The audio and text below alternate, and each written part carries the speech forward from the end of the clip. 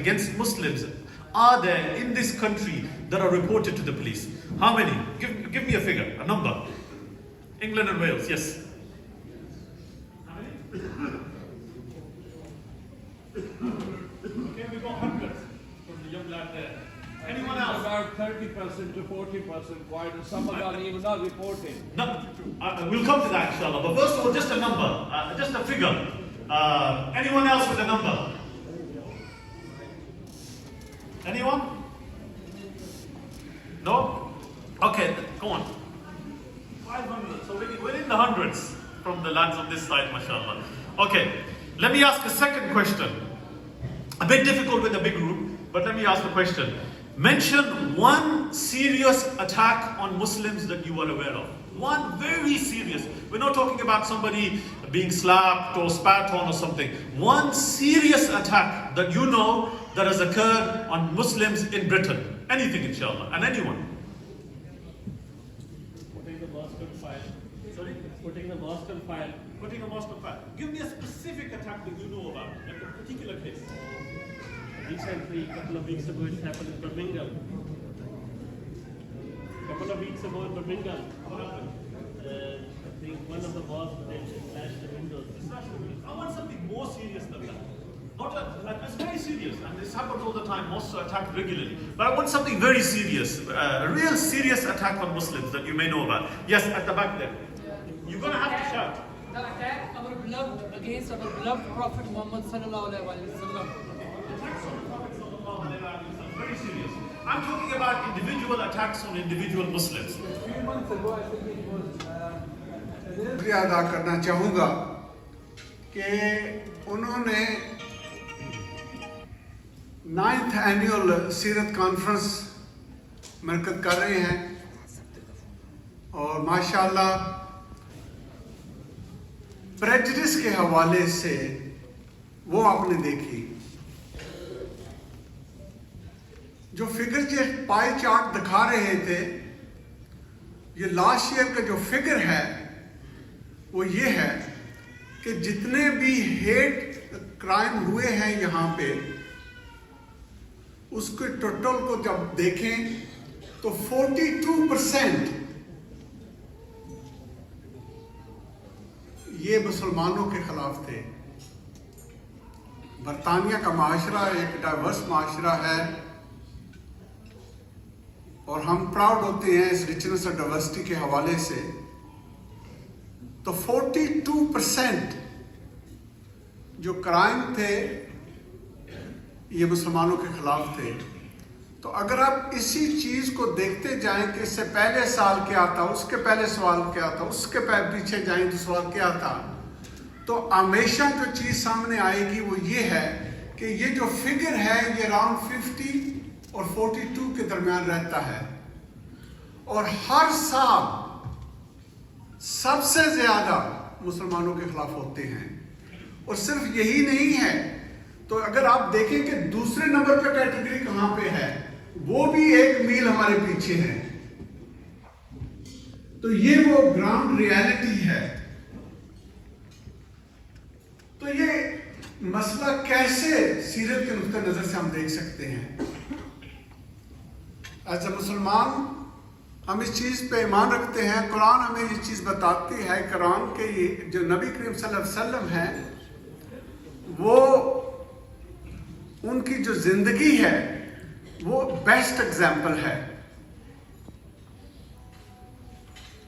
और जो अमली तौर पे हम देखते हैं कि एक जहलीत के जमाने में उस अरब पेनिसुला में उन्होंने ये तब्दीली कैसे लाए जो आज हम 21st सेंचुरी में भी स्ट्रगल कर रहे हैं। और फिर बरतानिया में जो हम समझते हैं कि एडवांस कंट्रियों में आता है, अमेजिंग इसकी हिस्ट्री है। तो क्या चीज थी?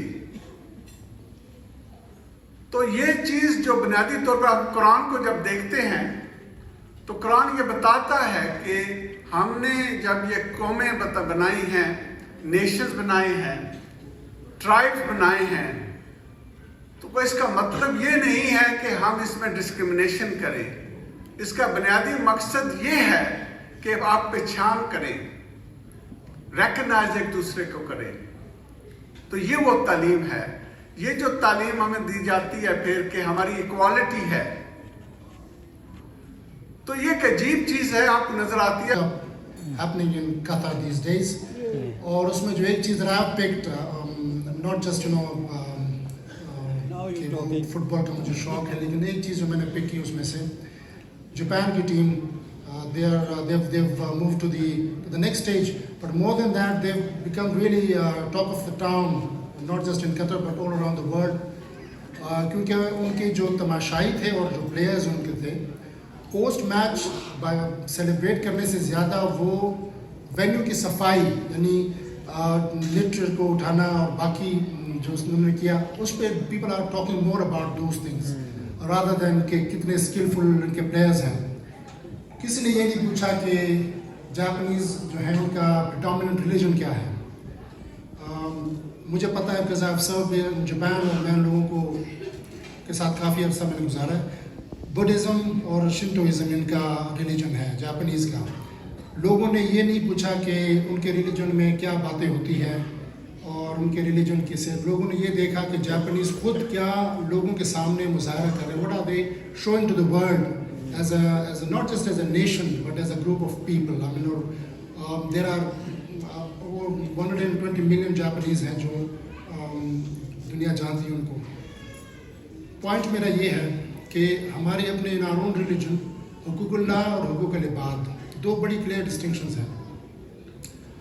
میرے خیال میں over a period of time we have tried to explain to others.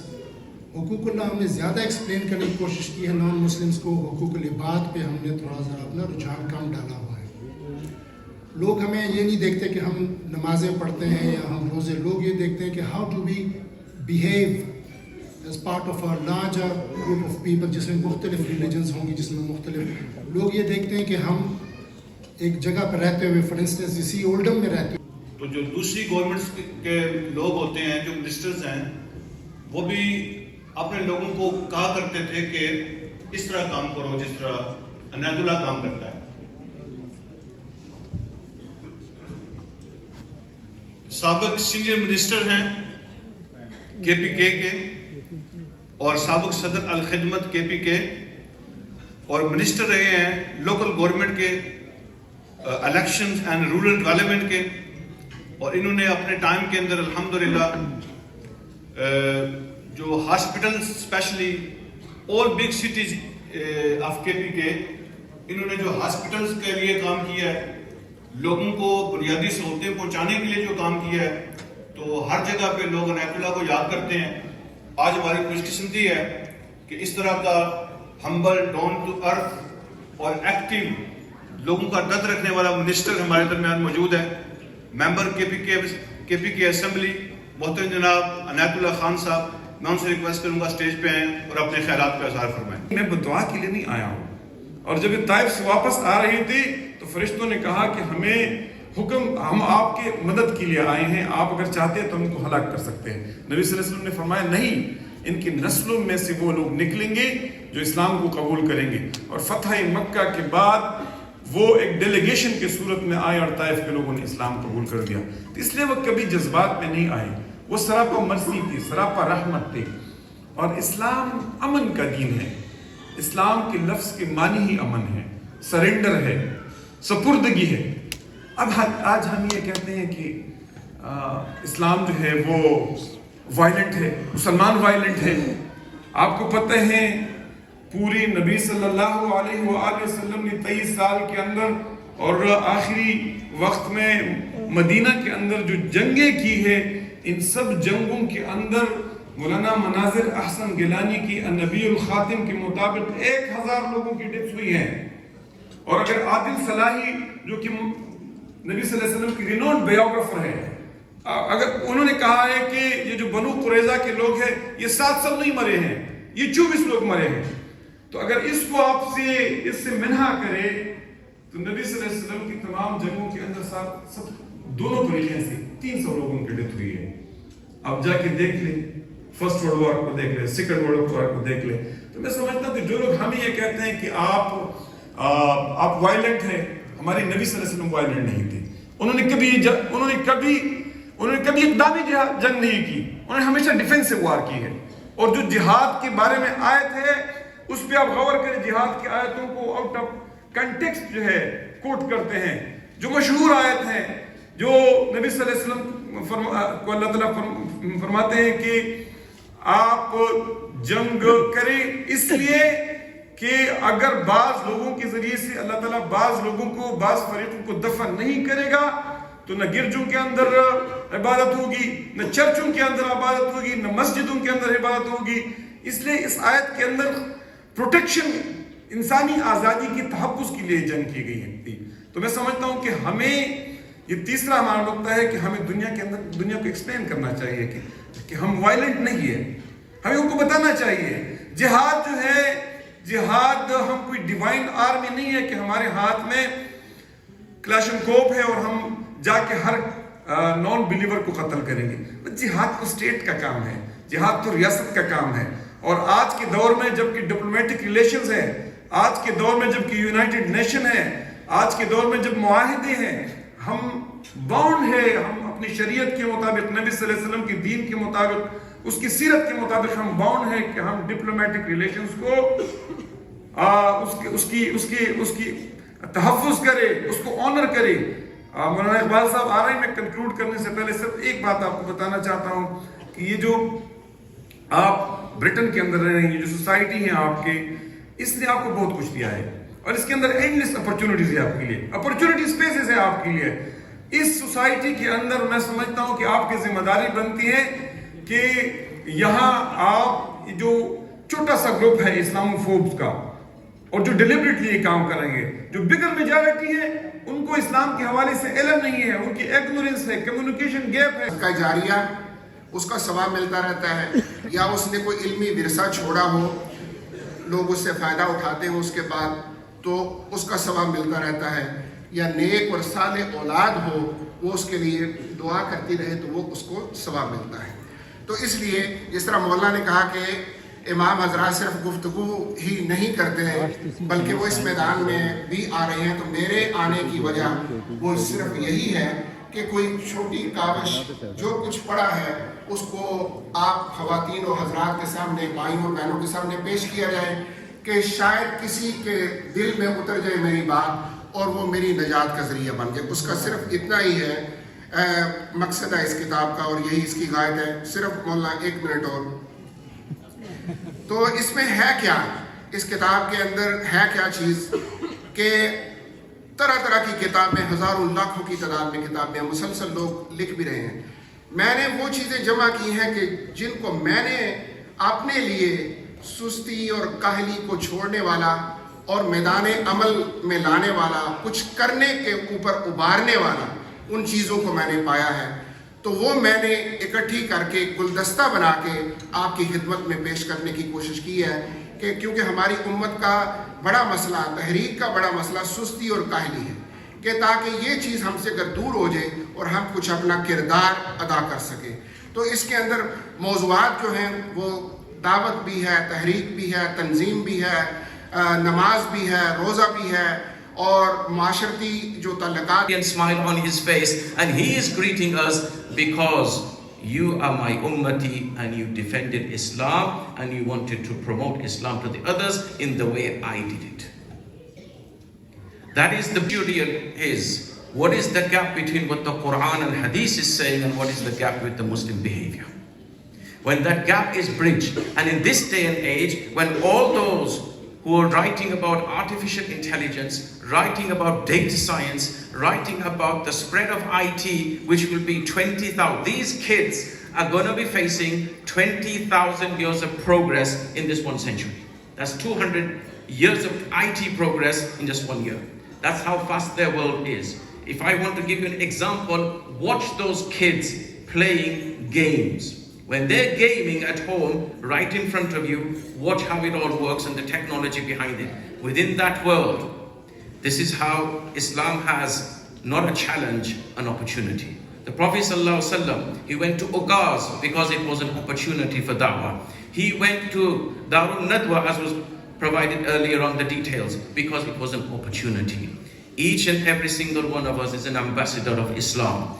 And in that role that we have, the function of today's is to learn. The Prophet ﷺ won over the world through his personal character. Those who write SEERAH, Prophet ﷺ, in the Orientalist list of authors who write about the SEERAH, one question always comes up. How did one man from a poor background, who was orphaned at a very young age, was able to change the world so much within a period of 20 years that we cannot find until today the same amount of change within human beings? How did that happen? And the answer they come up with, it was his personal touch. We're going through a state, mind games, heart games. We got to win the minds and hearts. In order to do that, we need to reflect ourselves as well, and the Seerah of Rasul sallallahu alayhi wasallam is replete with examples about Makkah and Madani. And in order to close this, as Maulana is beginning his journey up the steps, let me end with you. Everybody is scared of Maulana's approach here today. Let me end with some Urdu poetry. I'm conscious there's an Urdu crowd as well. But to summarize, and in summation, to my submissions today, Zindagi ke hai do jahan. Zindagi ke hai do jahan, ek ye jahan, ek wo jahan. In dono jahanon mein fasla hai ek सांस का. ये चलती रहे तो ये जहां, वो रुक जावे तो वो जहां. सांसों के इस माला में रंग चढ़ा लो इश्क़ रसूल का. सांसों के इस माला में रंग चढ़ा लो इश्क़ रसूल का. सांसों के इस माला में तस्बीह पिरो लो दुरूद का. सांसों के इस माला में ख्याल सजा लो हुजूर का. फिर क्या ये जहां वो जहां, साथ में होगी सरकार दो जहां. अस्सलामु अलैकुम व रहमतुल्लाहि व बरकातहू. जब मस्जिद नबवी को देखा मैं रोज़े जन्नत में पहुंचा.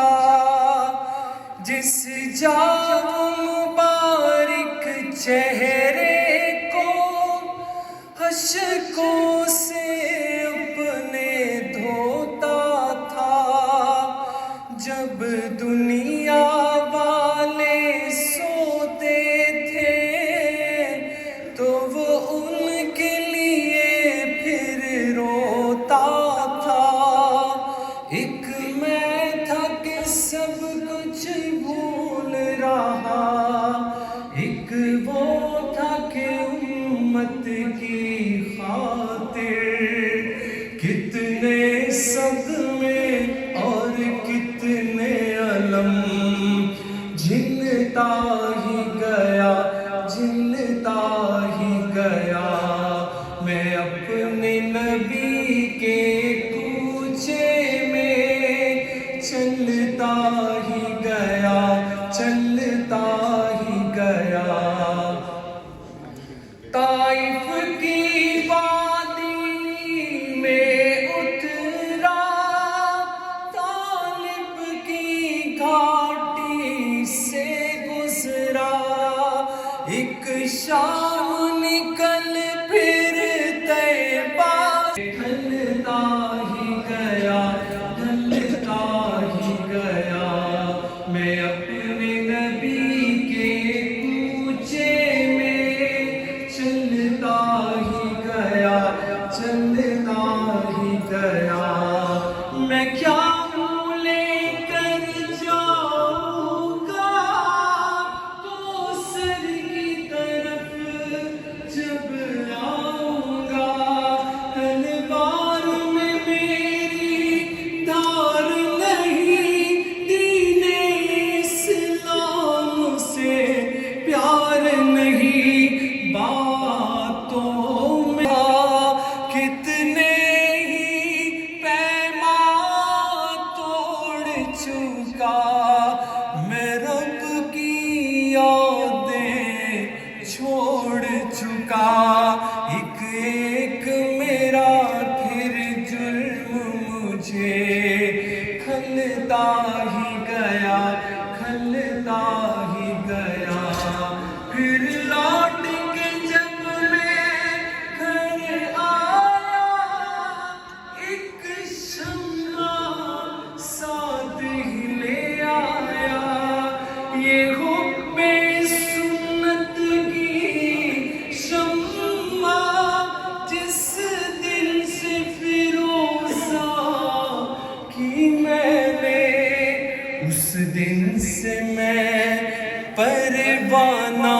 بن کر،